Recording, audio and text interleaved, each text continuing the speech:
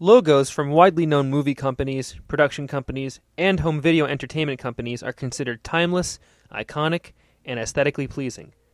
But not all logos were created equal. Deep within the scuzzy underbelly of the logo realm, where logo designers and animators had zero budgets and jingle composers had only their cheap Casio keyboards, spawned logos that confuse, disturb, and yes, may even scare. For whatever reason, these logos have distinguished themselves as fascinating curiosity pieces in the world of graphic arts and brand identification. Welcome to Logo Outliers.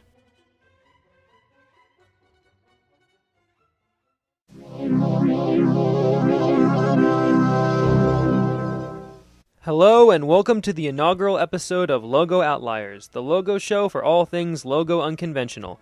I'm your host, Youngblood Fantasy 91. This show will cover logos that, for one reason or another, have the potential to spook the viewer, or at least be considered oddballs in the grand expanse of the logo and ident world. But what makes them scary or disturbing, you may ask? Well, there are many reasons why certain logos can be considered logo outliers. Some logos may contain spine-tingling, perhaps otherworldly jingles.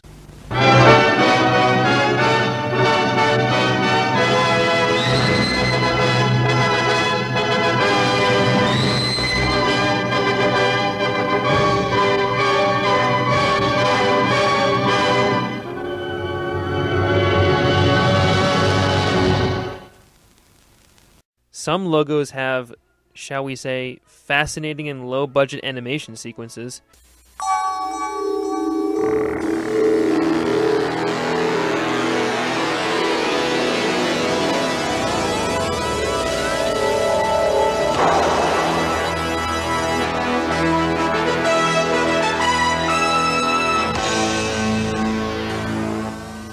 And some simply defy explanation.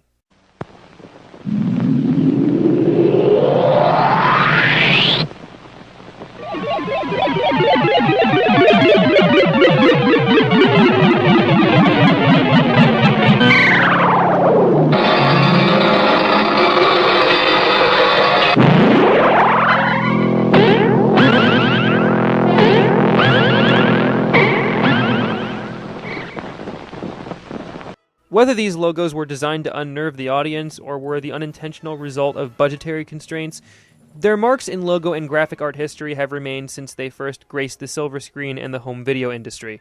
I mean, come on! Have you seen all the many nightmare logo compilations people have made over the years?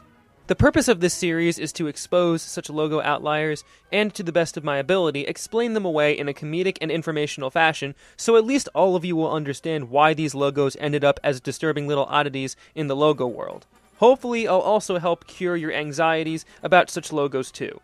With that out of the way, let's spotlight our very first logo outlier, Interglobal Video, from Canada.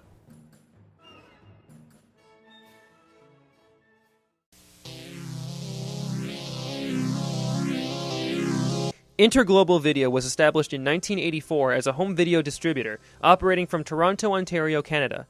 They were responsible for the distribution of older black and white films such as Night of the Living Dead. Later on, the distributor would release more contemporary movies, though a majority of them seem to follow a horror theme. Examples include Night of the Zombies, The Keeper, Kingdom of the Spiders, and Ashanti, Land of No Mercy. As you can tell, these are high-quality horror flicks. Then again, they did distribute Monty Python and the Holy Grail. I'll give them points for that one. Now, the first logo that was designed for Interglobal is a bit weird. But then again, this is Canada we're talking about. This is CBC. Canada seems to be the hub of unsettling and creepy logos, and we might tackle some of these particular logos in future installments of this series. Though for right now, just remember that Canada was responsible for some pretty out there logo outliers. Back to Interglobal. In the first few years of the home video distributor's existence, the first variant of their logo made its grand debut. And upon first viewing, you can tell so much of this is off-kilter. If anything, I want you all to pay attention to its amazing jingle, because it's surely out of this world.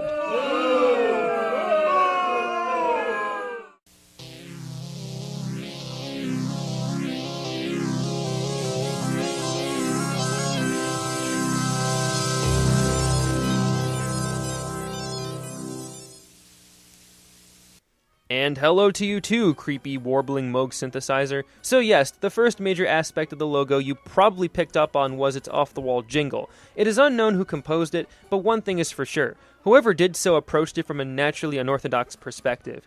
Either this person was constantly abusing the pitch shift knob while playing this ominous jingle, or, to paraphrase from what a friend of mine said after viewing the logo, this person was using his or her ass to play the keys. I mean, I can imagine someone rolling their butt from side to side trying to play this eerie tune, which definitely abates the creepiness factor a bit.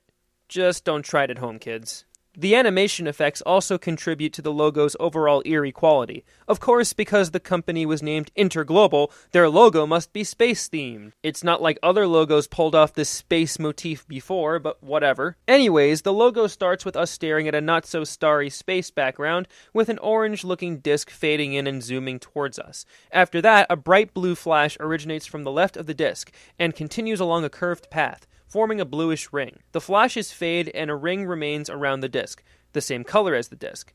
This forms the alleged Saturn of Doom, which is almost reminiscent of the early 1980s variant of the Saban Productions logo, affectionately known as the Saban Planet.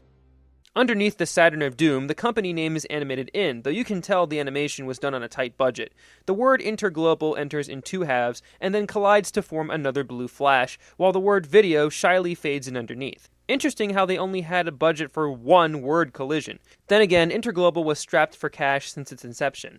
As all this is happening, the unsettling Moog jingle plays, though at least for the purposes of this logo, the animation is more flashy and smooth, and may distract viewers from the Moog insanity. What is most hilarious about this logo is that the logo itself seems remarkably out of place. You see, the prefix inter means between, and global obviously refers to the entire Earth. But this logo seems to want to go extraterrestrial and park its destination on Saturn or something, which is not interglobal but rather extra-global. So good job being inconsistent, logo.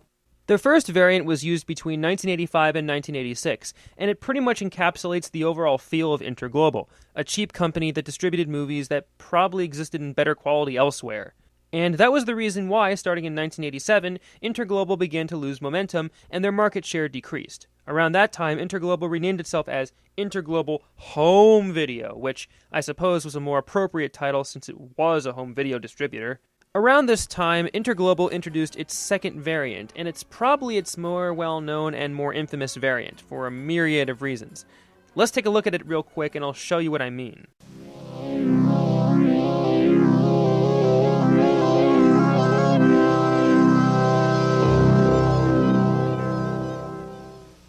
Otherwise known as the spinning globe of doom, this Interglobal variant is more jarring and somehow cheaper looking than the previous variant. At least in that variant, the Saturn of Doom has a solid looking texture. This version has a transparent globe and a transparent film strip loop, though at least the logo reflects the company name this time around. To the logo's credit, there are more stars, but I suppose the more realistic background was created in exchange for further cuts into the animation budget. The logo starts out again with moving stars in space. Then, without prior warning, the see-through globe and film strip spin at an incredible rate, probably taking lessons from Scottish television or something. The spinning does slow down, and the globe and film strip present themselves at the center, while the words Interglobal Home Video squeeze out from the bottom and zoom towards the bottom of the screen and remain till the end. Talk about ridiculously simple animation. The unnerving music still remains, but I feel the creepy factor is amplified even more with the cheap-as-hell animation. One creepy aspect of the logo plays off the other in this particular case. And upon first viewing, it can be jarring to look at, especially the ridiculously rapid spinning of the logo at the very beginning. Also, note how this logo variant appears to be Saturn-shaped in design, despite the inclusion of the Earth. I suppose in this case, we can also call this the discount transparent Saturn-looking Earth film strip in space of doom. Whew. This is why I am not a writer on CLG Wiki. As Interglobal's market share continued to decline, it tried to branch out into other home distribution ventures, such as releasing public domain cartoons under the name Kidflix, which is perhaps the most 80s-sounding home video division ever. Kidflix had its own logo. I call it the multicolored target of doom, though the second variant of the Interglobal logo is preserved. Before it coffee rush-esque spins in, the words Kidflix a division of appear before the animation.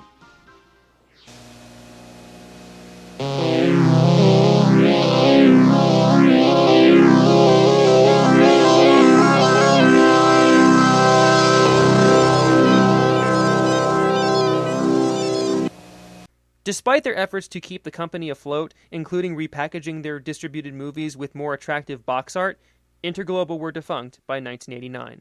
And that is our little story about Interglobal. Now, how can we rank this logo on our scale?